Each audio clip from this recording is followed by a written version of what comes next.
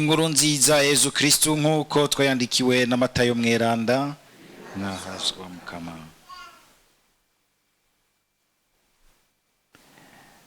Yezu yagiye mu bwato araja bukarora mu gisagara ciwabo. Baraheza bamuzanira ikimuga kiryamye ku nderuzo. Yezu ngo abone ukwemera kwabo abarira nyakimuga ati, niwizigire mwananje urare kuri w'ibicumuro. Abigisha bamwe rero bavuga bati, uyo ariko aratuka Imana. Yezu ngo abone ivyo biyumvira arababwira ati, mbega ikibatumye kwiyumvira nabi mu mitima yanyu niki? Ukuvuga uti ibicumuro vyawe biragiriwe ikigongwe, canke ukugira uti haguruka ugende, ikiruhije gusumba ikindi niki? Kugira ngo mumenye ko umwana w'umuntu afise ububasha bwo kurekura ibicumuro kw'isi, abwira rero nyakimuga ati, va hasi wikorere inderuzo yawe witahire. Nyakimuga kirahaguruka kiritahira. Ishengero ngo ribibone rigwa mu gahundwe ricarira na Hazimana yo yahaye abantu ubukuru bungana bucyo. Iryo ni ijambo ry'Umukama.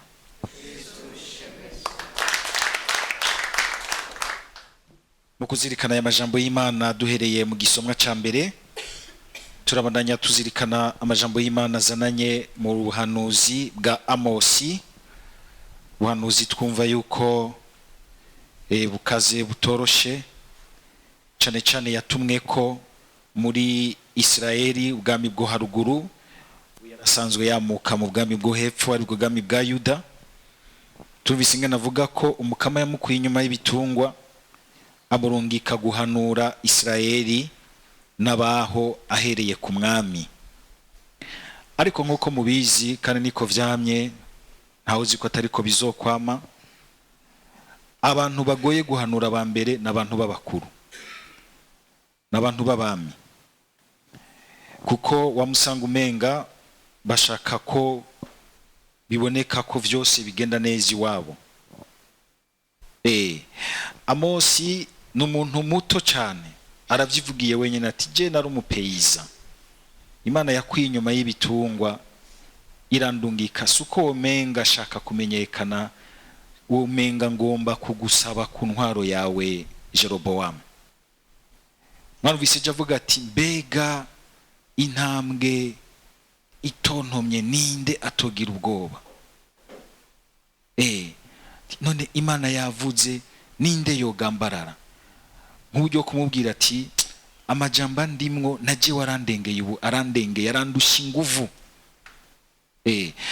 Murazi Yeremiya waranagira ati, naragombye kubinuma ariko rirandurumbamwo riranyakamwo biranka. Hari igihe ukuri kw'Imana gushobora kutururumbamwo, ukumva yuko hageze aho usangira amajambo. N'umwanditsi w'Izaburi ya 62 canke 63 aho ashobora kuvuga ati, Mukama urukundo rwawe rundutira ubuzima. Ukumva yuko urukundo rw'Imana n'ukuri kwago birakururumbamo ku buryo byo kugora ingene urutekera mu masoni, mu bwoba, mu guharura utunyungu tunaturiya dushobora gutakara, ukumva uti nta kundi, byose ndabishize mu minwe y'Imana. Amosi rarameze gutyo, aje kubanza guhanura ahi Beteli, niho hari ingoro y'Imana basengeramwo, aho mu bwami bwa ruguru bw'Isirayeli bw'Israeli. Arahanura ibintu bigumye bigoye kandi abitumbereza no kuri uyu musaserdoti. Aba basaserdoti bara abasaserdoti Jeroboamu yashizeho, agomba guhiganwa n'abasaserdoti bamwe batogwa mu bene Levi bari hariya mu bwami bwa Yuda. Nibo authentique officiel. Hama nawe kubera yuko yagira ati, ko ngomba nanje kwicira igihande cy'ubwami bwanje, reka abantu banje ndabazibire ntibaze baragenda gusenga hariya mu Buyuda, kuko boca bahandurira ivyumviro byo kugaruka hariya, baheze jewe bamve ko baze bagaruke banyice. Hari mwico giharuro, kandi no mu vy'Imana hari gaja mu ivyo biharuro rega. Tugire Kristo. None nkamwibaza yuko aba bantu bose basenga ubudini buguma bwaduka hariya nk'ibizi no mu murima, maze ko nibizumva byatse umurima, ukabona abantu bose biyita abapasitori, ukabona abantu bose biyita abapotre n'abaki bose, mwibaza yuko ari uko kundi ari harimo gukunda Imana gusa? Hari nk'abantu bagomba gukonkurrensa l'Eglise catholique, bayigabanya inguvu mu kugira bati natwe tugomba twikebere dukuremwo bakenya turonka abakiriya b'idini yacu. Barimwo nta audio mwigeze kumva gashirikira ko umuntu yagira ati gura kotesha ijya salle de reception byo turakoranirizaho abantu, hari amavuta nakuye hariya muri Nigeria bayagusize urabahuha bagacika imihindi giti. Iyo audio nta mwumvise?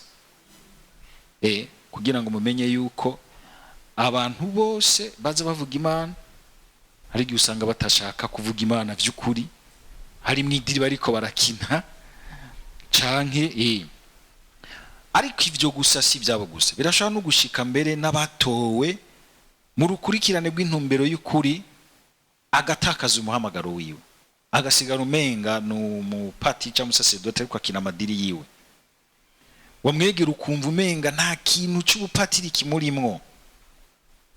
Numugwiza tunga, urazi ko ari ibintu turyohereye umunsi tugomba twabagwiza tunga, n'abapati mu bagwiza tunga mugira ibikwegana. Patira tangiye kumera gutyo mutana gasanga umwitwarariko ntukiri ku bukiriro bw'imitima, uri kukugomba nawe guseruka mu bandi bantu, gushimisha bakuru nkuko kwa Maziya ashaka ntukore ku mwami ni ntamakemwa. Umwami ni nk'ikimungu, nta makosa yiwe bavuga ntibashobora kumukebura. Ko adashaka gukebugwa kandi asanzwe ari umuntu mu bandi. N'abasaserdoti, n'uyu musaserdoti murubise yuko Imana imukebuye, kandi mu bisanzwe gukebugwa sivyo byari bibi, ariko no kumenya ingene dukeburana, kumenya ingene ubishitsa. Uyu wewe nta kundi n'Imana yamuhagurukije kubera yuko ibihe bigoye. Tugere Kristo. Aha muhumva inyigisho ikomeye. Mu bihe bigoye ababijejwe nimba tutagiye kuvyemanga ngo dufashe abantu b'Imana, twifashe twebwe nyene kugira ngo ntidutsindwe n'ibihe bigoye, hama twunganire n'abandi ngo ntibatsindwe baherano n'ibihe bigoye, Imana izo ziratora abantu badutangaza. Izo ziratora abantu badutangaza ko mwanse ko izanana muri voix officielle, ijya nyene iba yashizweho n'abakuru n'abami, izozana umuntu ikuye hariya mu gifuri umupeiza abatangaza, izozana umuntu avuye hariya abatangaze, imushire nk'amajambo yimushire nk'ubumenyi bw'ibintu by'amabanga y'Imana, mutangare nkuko kwa Mose, nkuko kwa Mose. None rugira ngo ntidutangare nabi, reka ahubwo twakire, twemere guhinduka, twakire urwo rukundo rw'Imana, twemere rudukore na hajya umenga tuguma tugomba gusa gutoka neza, ariko imbere y'Imana tuzi neza ko atari vyiza. Imana ntiyanka umunyakabi ariko iranka ikibi, ntiyanka uwaguye ariko iranka umuntu aguma yisigiririza akibwira ati jewe ni sawa, jewe ndi umumarayika. Oya, igihe cyose tugize umutima wo kwirondera mu kuri, tugahaguruka tukagenda kwirondera n'umutima w'ukuri, n'umutima ahubwo uduhiwe nkuko ijambo ry'Imana rivuga, udundumiwe n'ibibi tuba twarakoze. Imana ni Imana, si nk'umuntu. ntitsindwa n'amabi yacu. No ngaha mwumva umuhanuzi akoma induru, nuko Imana ibona iti hariho ibintu muriko muriyugururira, biraje gushikaho ikora ibintu da normal, ikazana umuntu atize, umuntu ikamuhagurutsa kugira ngo itumara amazi twese, itumara amazi twese.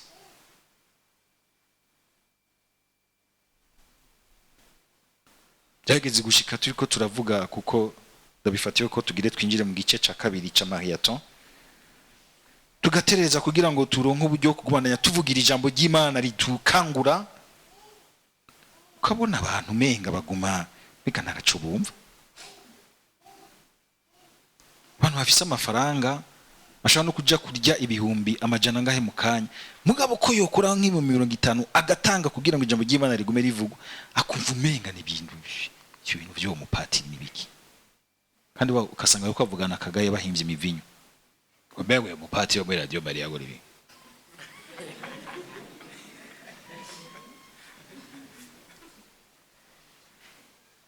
Gobego nuwaega gova muri pawasi n'amanyama menshi, ukazubona kugira ngo Imana itwereke iti aho nta soni. Ukazubona ndavyibuka byarabaye nk'imyaka 3, nibihe bikomeye twakoze imigambi ikomeye byatumye isamirizi ishinga imizi kandi yarokoye abantu benshi. Ukazubona cyarigeze gushika natse kumubuza uwo muntu, ukazubona wa muntu ahora dushera hajya muri centre ville agahaguruka akazana uduhumbi 10, natse kumuza ndavuga nti twoba tudoboje kwakira interano y'uwo muntu. Mbwa ijambo riranzamwo rirambwira riti ntiwinjire mu bintu by'umuntu n'Imana ye. Yezu kuki atabujije wa mupfakazi ariko ashiramo udukuta akamubwira ati wewe urakenye genda uturye nta kundi,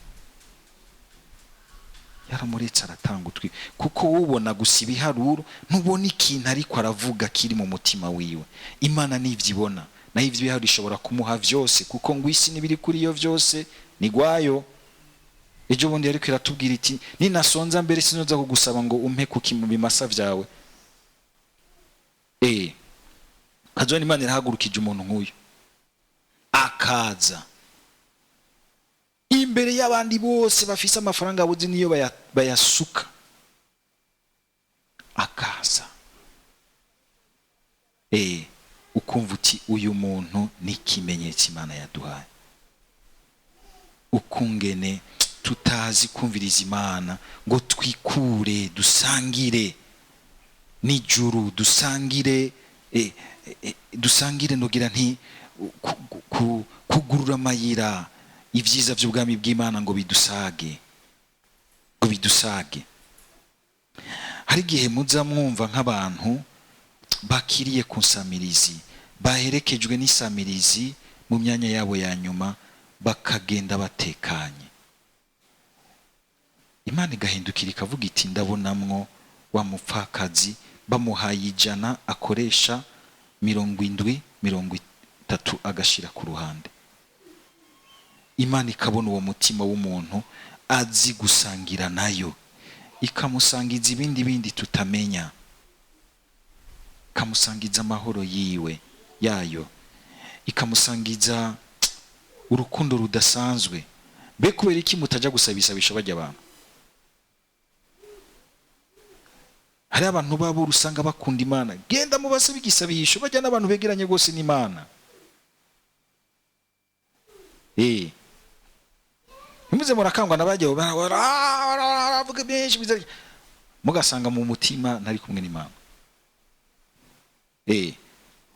Ujya mu nari mu gitando acha gusanga ari hafi y'Imana gose, ari kuko ngo umukunzi nyayo ngumenyera Imana irazi yuko ujya muntu ayikeneye mbere gusumbya n'abandi bose.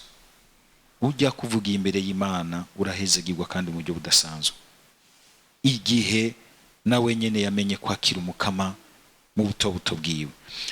Nagira ngarukiro kuri iri jambo yuko iyi Imana irinzi kara, nuko ibona yuko hari ibintu biri ngaho bigire vyinjire.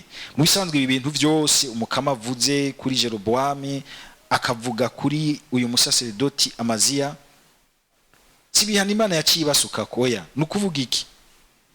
Naranse kuguma mu isezerano ibakingira. ko mwase guma mwisezerane bakingira mwari yuguruye ibintu bibi gose mutazi bishobora kubashikana. Tugire Kristo. Kwemera kujana n'Imana biri très exigeant. Naje wari gihashika nkumva ibintu byose Imana isaba nk'umusaseridoti nkavuga ni Mukama ntiwura amayiri mpaka ko kubwira Yezu ntiwura amayiri kuko yibunyereka ntaramuba sinzi ko nari kuvyemera. Imana iri très exigeant atari ukumenga ishaka kudusaba ibintu bigoye. Hari akantu mu gifaransa bavuga ngo noblesse quoi fait quoi noblesse oblige. None umwana w'umuprince yopfa kuja gukumbagara hariho hose. Irega uri umwana w'umuprince uri umuprincesse. Bimusaba kugira une noblesse y'ubuzima. Kuko Imana mu kutwiyegereza ishaka kutuduza mu ntazwa ryayo. Ntishobora rero kubandanya yunga isezerano n'umuntu ashaka kwisubiza hasi kuguma gukumba mu bintu bimukura kwiteka ry'Imana imbere yayo. Gasangira très exigeant kubera kwishaka kukwambika iteka ryayo. Ariko nuyo biba byarananiranye bikagorana ko iyo yigaruye akaza arondera Imana canke n'abandi bamukunda bakamubona bakamuserukira imbere y'Imana bakamuterura mu nderuzo y'igisabisho cyawe.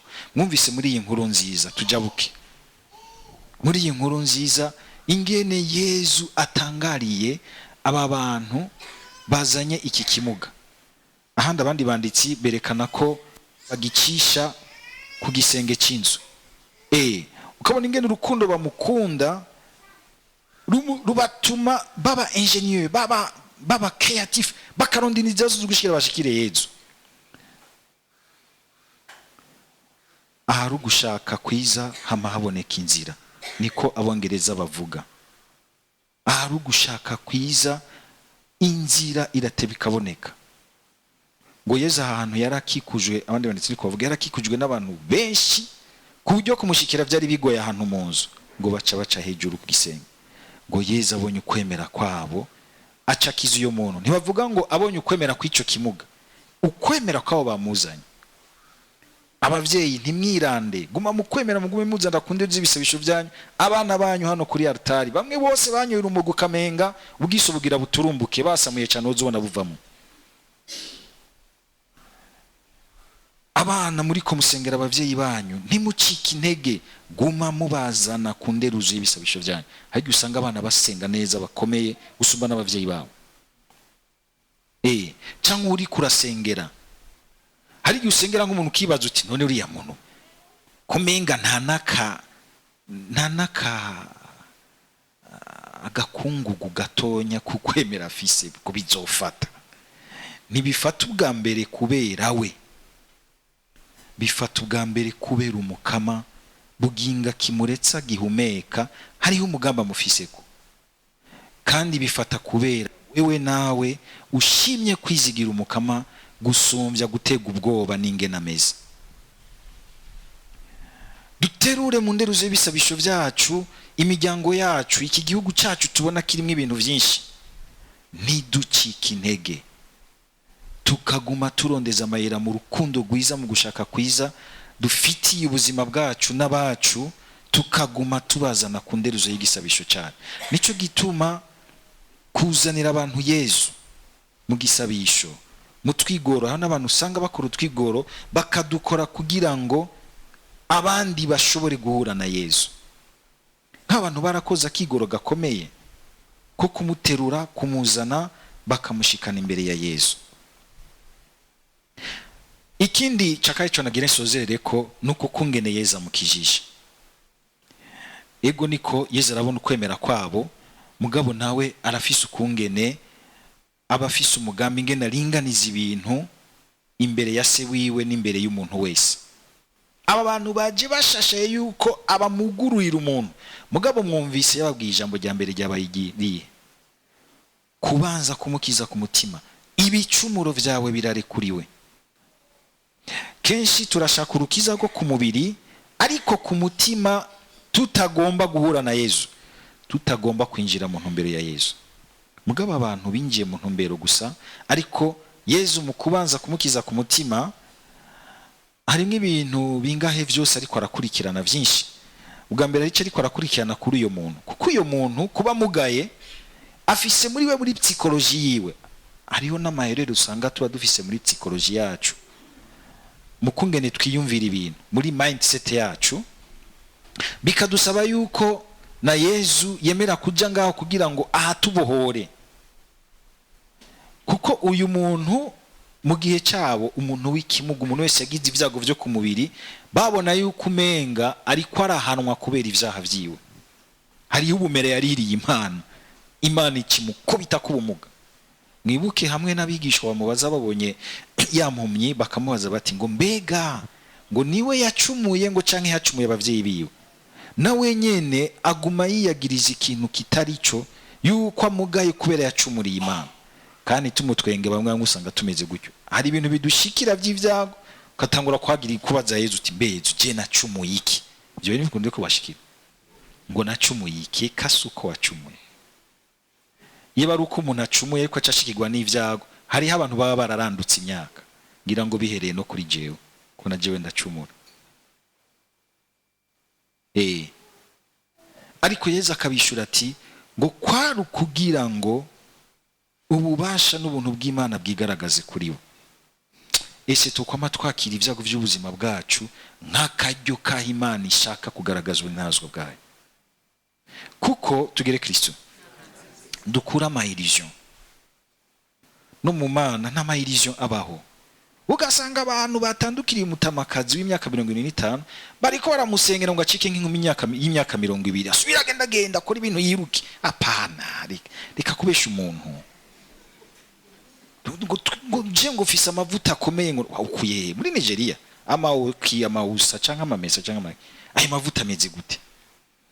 Agomba gukuraho rukundo normale y'ubuzima bw'umuntu imbere y'Imana. Muri ubu buzima bwo ngaha ku isi, reka kwibaza yuko umenga byo kunda uba mu buzima bw'ijuru hatagikomakoma. Ivyago biracari, bibaza biracariho, ariko umukama ni hari kugira ngo nubundi agaragazwe intazo bw'ingene ashobora kuduha inkomezi, tukagumana urukundo rwiwe no muri ibyo byose ko turacamwe vy'ivyago, gushika byose birangire, hakagera igihe akaduha intsinzi, akakuzura, akakugarukana mu buzima. Uru abandi babona bakabona intahe nziza y'urukundo rw'Imana. None rero twame twibuka yuko igihe cyose tuza gusaba urukiza rw'umubiri, tuza gusaba deliverance, ubwo ku mutima warekuri wakabikaho, kugira ngo urekurirwe akabikaho, ubwo wakabonye mukuri. Hari igihe bidushikira ugasanga turiko turasengera nk'umuntu ashaka deliverance, ariko akaba kibangiririye ku kintu mukazosenga disenimikaguma igarukira iti hari ahantu atarashika, kugira ngo abanza buhoke ngaho, ibindi n'umusesekara bica biza. Harabo biza gakira ku mubiri, n'abandi Yezu agira ati bigumye, kuko no gukiza ku mubiri abandi ntibogukira, bigumye wavutsura gutakara. Biriho birashika. Muzi Paulo ko yigeze kwidogera Yezu akagira ati je nama nasengeye abantu bagakira, mugabo hari umusonga afise, nama namusavye wawe nkize, akajaza arambwira ati ngo inema yanje iragukwiye.